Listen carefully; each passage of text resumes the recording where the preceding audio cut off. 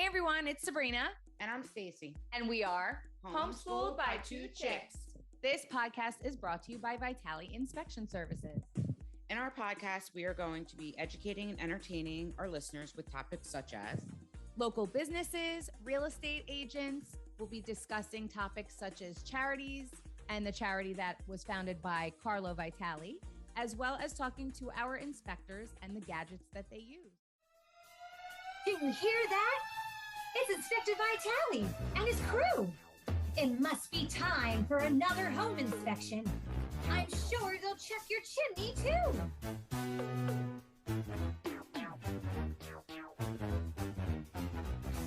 Look at oil tanks and radon levels. Gotta check sewer lines are clear. Termites and pesky bugs, beware.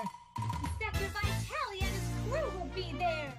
Hey everyone, so we are here today with Mr. Adam Bierman, and Stacy and I are going to chat with Adam about your little niche in the world right now, which is your podcast, right, Adam? Yeah, my little reach out to the world. Yes, exactly. Through the miracle. What do you call your podcast? Breathing with Bierman, the podcast. I'm a child of the 60s. I'm that old. Yeah, so our Breathing Bierman. It's pretty eclectic. I try to educate, entertain, inform. I talk to people, politicians, authors, crazy people, you name it. I get them on, unique, hopefully. Any specific topics that you like to cover or you find are the most popular kinds of topics? Well, maybe you find who I can get. I like talking politics. I've talked to Jim Florio, former governor of New Jersey, Cory Booker. I talked to someone who runs Taste Trenton about how they're promoting restaurants in Trenton. I got someone who was a chef in the South Pole, which I thought was fascinating. Wow. South Pole. Yeah, I mean, it's true. All your neighbors have stories. As long as they can talk well and they're somewhat coherent, I want them on. I found a neighbor of mine named Dina Shaw. I just did a reel of her podcast. It turns out she was a victim of gun violence, basically fratricide. Her father killed her mother, and she heard the shot and came down. She was 9 years old. So she's part of this group called Every Town Survivor. We discussed that. That was quite emotional. I didn't make any irreverent jokes during that time. And we capture. Everyone has something to say, really. It's just getting it out of them. Agreed. I think. Agreed. That's interesting. Yeah, it's interesting because before we started Homeschooled by Two Chicks, Stacy and I were inspired by you and your podcast because you had us on as guests. I guess that was sometime in the spring last year, I believe. Yes. Yeah. And, it's been interesting to try to take this new journey. And you and I were chatting a little bit earlier and how it takes its turns and how it kind of bobs and weaves until you figure out what really works for you. So it's like waiting for a date, a girlfriend, and all you need is one, but you don't know what's going to happen. Then when it happens, boom. Yeah. So tell us about your boom, because you were telling me about that earlier. Oh, yeah. I was doing my podcast and I was throwing everything against the wall. And like you, I'm pretty busy with other work, other lives. I don't think I was promoting as well as I could have.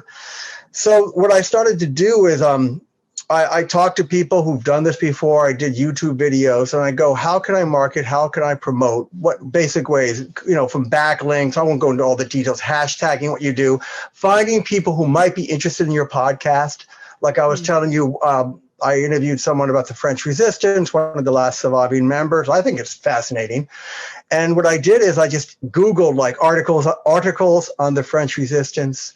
I Googled people, professors of history and stuff, and I emailed them my video. And it went from this happened like 6 weeks ago. It went in 2 weeks. It went from maybe 3,000 hits. And I did these interviews 4 years ago. It went to 58,000 in 2 weeks. Oh, wow. And that led people to look at other parts of my YouTube page. And that took off. I got 250,000 hits last week, so these little victories give me a little more incentive, to keep pushing on and stuff. Yep. And a little stuff. Extra drive there. Yeah. And then I kind of gave up on, because it takes a lot of time I had a friend helping me. I'm not putting everything on. Again, this just only works for me on all the other tablets because they weren't getting any traction. Yeah. It's like throwing spaghetti at the wall and hoping one thing sticks without really promoting. Then I went to Fiverr.com, which is, you get basically you subcontract someone to do something for you. And I got people to do reels for me. I'm going to get someone to do a banner for my YouTube page. I'm getting someone to write my PR release. So all that, it's not that expensive. We can exploit the third world. To them, $10 is a lot of money. I'm doing that to piss people off. If you're politically correct, don't listen to me. So, but hey, keeps them in money, keeps them in a job, and they do excellent work. A lot of talented people, India, Serbia, Thailand, the Philippines, and it seems to work. So so that makes me happy. It's making me happy. So did I write notes? So what did I do again? I'm just doing this from my own mindset. Yeah,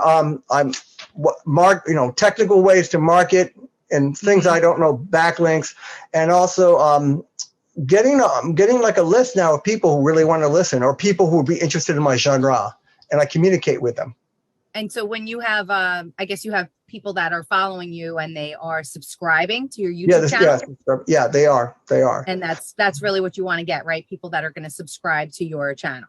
At the end of the day, I want numbers. I mean, like they say, every business, a lot of time, there's more than just numbers. But the basic, just like you take basic numbers when you get your blood checked and your heart and everything, you want to see subscribers, you want to see views. That's powerful, and that tells people that you're serious, you're a player, and also you can benefit them. So then it kind of spirals up. Then people who are followings want to come on your show because you have a following. It's a mutual benefit, and then you start getting up there more, and that's starting to happen. Now, it took almost a year, and like you, some days I'm like, why am I spending my time on all this minutia? And so I enjoy the interviews, but you have to do, it's basically me, the business end, learning this, learning that. So I just try to also not burn out. I try to do as much as I can when I feel like it, once a day, 30 minutes a day, and keep moving on. Now, where did you get the 250,000 views? Was that YouTube? Yeah, 2 weeks ago, I just saw my latest. I got 250,000 views. A lot are still on my interview with this French resistance fighter. He's now 99 years old. But now they also started going to other of my YouTube, my current ones and my older ones, my catalog. And I find doing those hashtags consistently really set me up. Google starts ranking me. I said, I kept on Googling in the synopsis when I'm interviewed I interview the French resistance fighter. I always put at the end of the synopsis, hashtag podcast, hashtag for resistance. And then when I went on French resistance I Googled that. I was on the second page. There was a link, Breathing with Bierman interview with. I love that. Yeah, that's awesome. Yeah, Google. Google is the game. I mean, when I'm learning Apple podcast, and of course, Google is very powerful. And then you start learning how Google works. You can read it, but you kind of forget about all the nuance, but how they rank, and what now. Not only is views important, duration of how long they watch your video, and people are watching my videos longer, so I'm getting higher. That's so great. It's kind of exciting. My life's not changing. I'd like this to become a full-time job, and people should realize my brilliance, and I should make money, and I should travel, but that hasn't happened yet. But hey, we're not dead yet, right? Right. You had mentioned earlier that you had specific things that you like to make sure you do within your podcast. You want to highlight certain things. I think you had written some things down that you mentioned. What are those things? Oh, on my podcast, in terms of interviewing or marketing? Both, because I think that's important to have both sides to know about. Well, with interviewing, everyone has a baseline. And of course, when you start talking with them, who knows where they're coming. They're tired. They haven't been in an interview before. One thing I try to do is ask people just to loosen them up. Send me 3 to 5 questions ahead of time. So maybe their anxiety I might not use them, but their anxiety will lessen. They might know what we might be heading for. Then I try to always open up with a joke. And then what I find is this: you can always get people talking. Again, it doesn't happen every time. I go forward, it's called family, occupation, relationships, and their dreams. And their dreams especially can emote emotional responses. And then I try to go to questions like, when did you know that you didn't have to, like I was talking to someone who was a politician. I go, when did you know that you didn't have to follow the conventional wisdom everyone else had to follow? That's a gut kind of question. What dream did your parents want for you, and what did you want for yourself? I mean, that starts eliciting people's real emotions, and hopefully they speak honestly, and you can tell in the voice and everything. So people allow themselves to be vulnerable. Also, I found, again, what you're looking for is it could be actionable intelligence like you do. What you're doing is very actionable, and also it's a public service. It's a win-win. The industry, what's going on in the industry.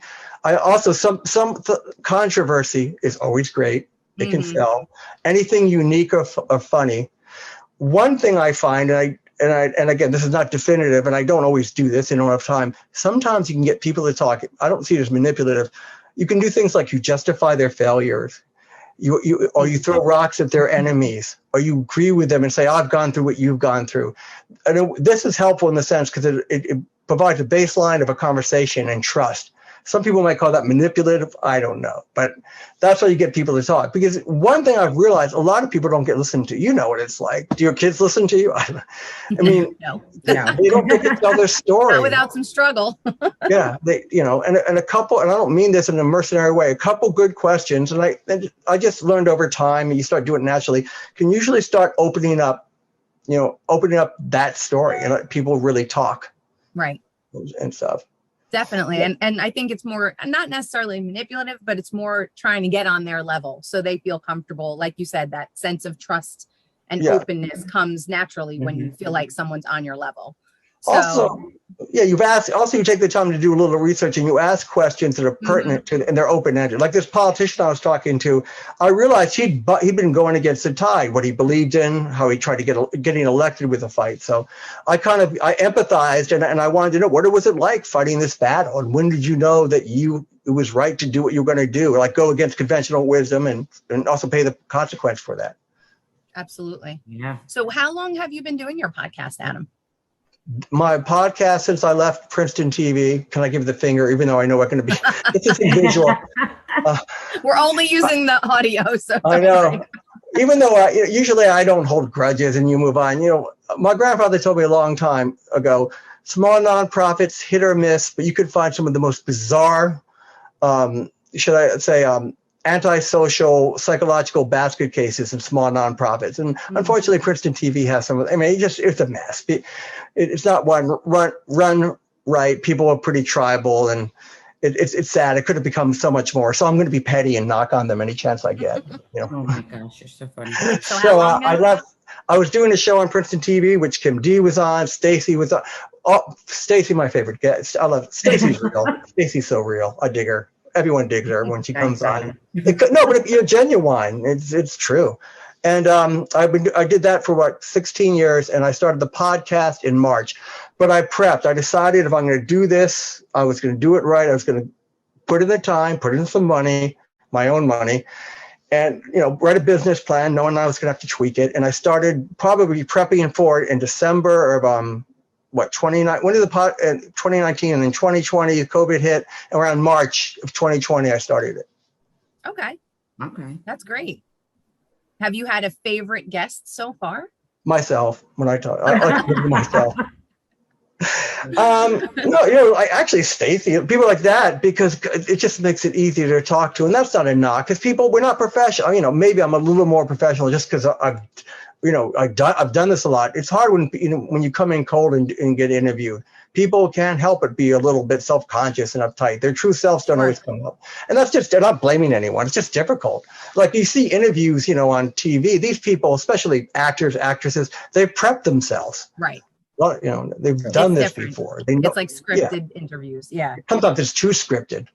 Right. Stuff, but that's one of the reasons when we invite people on too, and we get it a lot, right, Stacey, where people are like, well, what do we have to talk about? And can you, kind of like you said, send me some questions and let me know what it is? And we just kind of do an overall broad spectrum, sort of like, we're just going to talk about what you do in your extracurricular activities and things like that, because like you said, we want it to come from a real place and feel like, they're just having a conversation with us. So we like just chatting and finding out more about people and their lives and what makes them tick. So I think that's important too.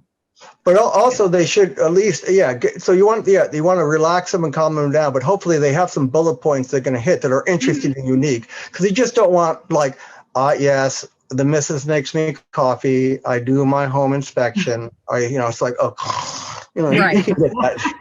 I could go to the local council meeting and get that, and stuff. Oh no, yeah, no. We usually kind of pick and choose who's on based on what they do outside of real estate, actually, because otherwise it'll be the same discussion every time we exactly.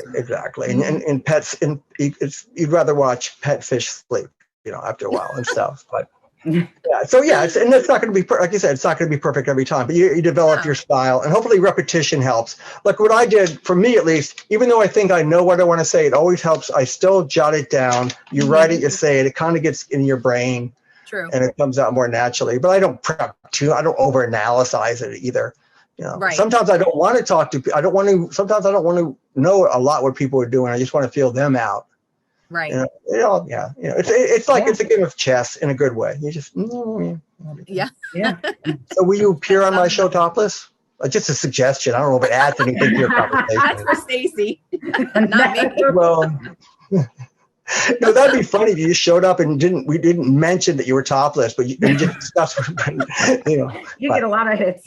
Yeah, exactly. Yeah. Well, one way to get hits, which is true, if you want to, I talked to my wife about this, sex sells. A friend of mine says, go to that fans only page, where everyday people, when go find someone who wants to be interviewed and go to that. Because what's the number one thing that people have on their, I talked to the CIA guy, this is a long time ago, and he told me the one thing they find on everybody's computer, it doesn't mean they're Mr. Perv, but they find pornography. Everyone maybe looked at it once, that is a common denominator, no matter what. Absolutely. So, I don't know if my wife was into it though.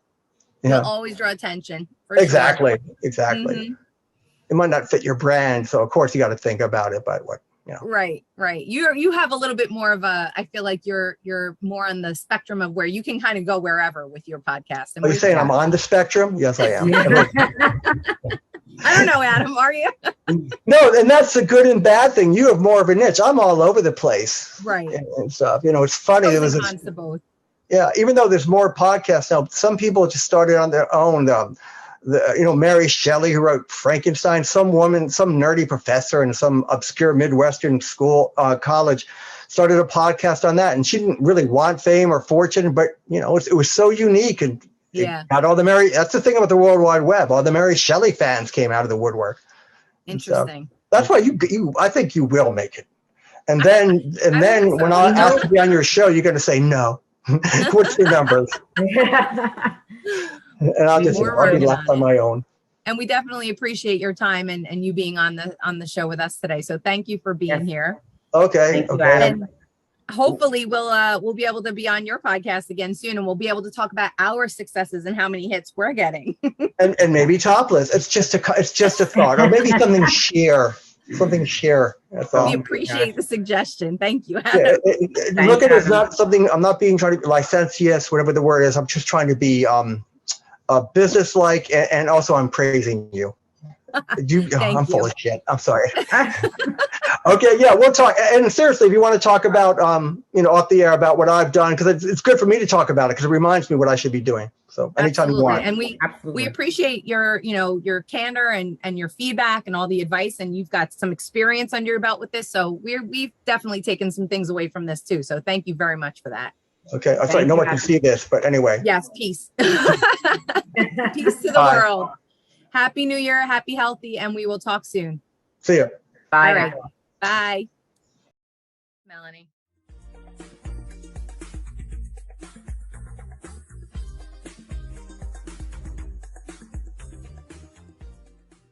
Hi everyone, so today's tidbit is a little story, and it is about sharing happiness.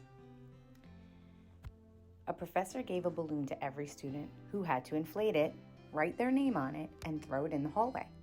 The professor then mixed all the balloons. The students were given 5 minutes to find their own balloon. Despite a hectic search, no one found their balloon. At this point, the professor told the students to take the first balloon that they found and hand it to the person whose name was written on it. Within 5 minutes, everyone had their own balloon. The professor said to the students, "These balloons are like happiness. We will never find it if everyone is looking for their own. But if we care about other people's happiness, we will find ours too." Have a great day and share happiness. Be healthy, be safe, and have a great rest of your week.